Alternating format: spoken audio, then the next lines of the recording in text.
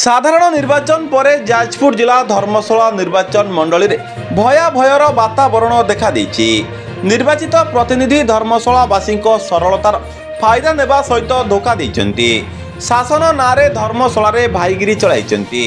पूर्वरु अनेक दिवंगत नेता धर्मशालावासी आशीर्वाद पाई विकासमूलक कार्य करथिले। शिक्षा, स्वास्थ्य, कृषि, जलसेचन, गमनागमन भली क्षेत्र में उन्नति आनी पारिथिले। किंतु एभली परंपरा धर्मशाला रे केबे देखा जाय नथिला। एबे धर्मशाला रे भाईगिरी एवं गुंडाराज चलिथिबा भली संगीन अभियोग करिसेंती एआईसीसी सदस्य मधुस्मिता आचार्य। जारका ठारे अनुष्ठित एक सांबादिक सम्मेलन रे सीधा सड़क वर्तमान स्वाधीन विधायक हिमांशु शेखर साहू को टार्गेट करिसेंती। पूर्वतन विधायक जो खनि माफिया मानकु नै काम करुथुले वर्तमान विधायक मध्य से मानकु प्रोत्साहन देउचंती, जहाकु धर्मशालावासी देखुचंती।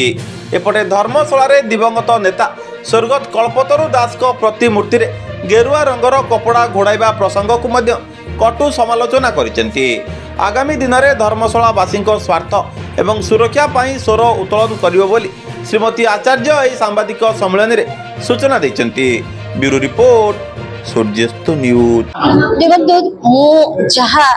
मु तो निजे अनुभव करनी धर्मशालावासी 3 मास भितर जो प्रकार ये गोटे वातावरण खेली जाइए, गोटे भयावह वातावरण आपण मान पाखे मुझे प्रेस कॉन्फ्रेंस जरिया सूचेली।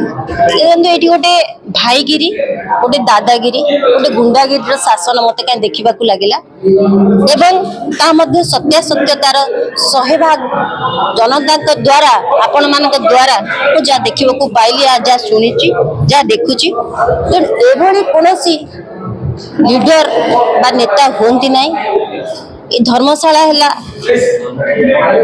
जनतांकर माटी मार, एटी विकास धर्मशाला, एटी विकास दरकार, एटी छात्र छात्री मानक पई चाकरी दरकार, एटी कृषक मानक पई दरकार काम, कोल्ड स्टोरेज दरकार, जोटी में परिवा रखिया पई कोल्ड स्टोरेज नाही, एटी रास्ता घाटर विकास दरकार, एटी जल पानीय जलर व्यवस्था करिया दरकार, इलेक्ट्रिसिटी व्यवस्था करिया दरकार, शिक्षा क्षेत्र में गोटे सेंट्रल स्कूल होगा दरकार जो माने पिला माने पाठ पढ़ा असुविधा होची।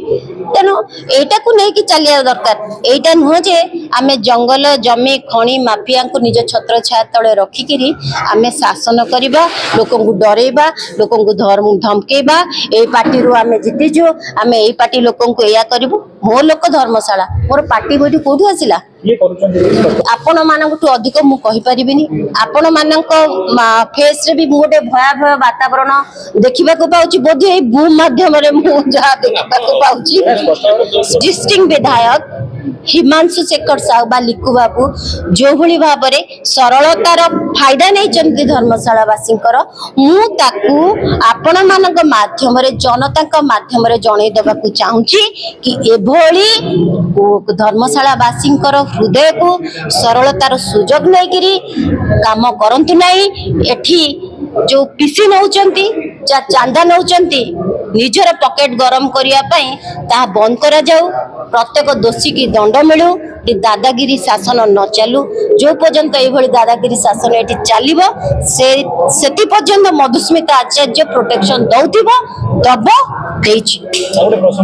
देखो यहाँ आपण प्रश्न पचारा मु उत्तर देवाटा मत कहीं माने ठीक लगुनि। कारण दिवंगत आम पूर्वर लगी जो शब्दटी जी भी लीडर हूँ आमर राजनीति ऊर्ध्वे राजनीति छाड़देले से आज नहांती, से माने बहु विकास करिसेंती।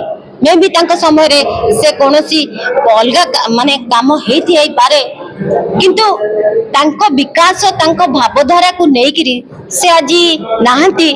एभली स्टाच्यू को जो भली भाबरे कपड़ा गुडाला ये को गुंडागिरी। आम पई गोटे आईन अछि, आम पई गोटे काम करिबार गोटे प्रणाली अछि।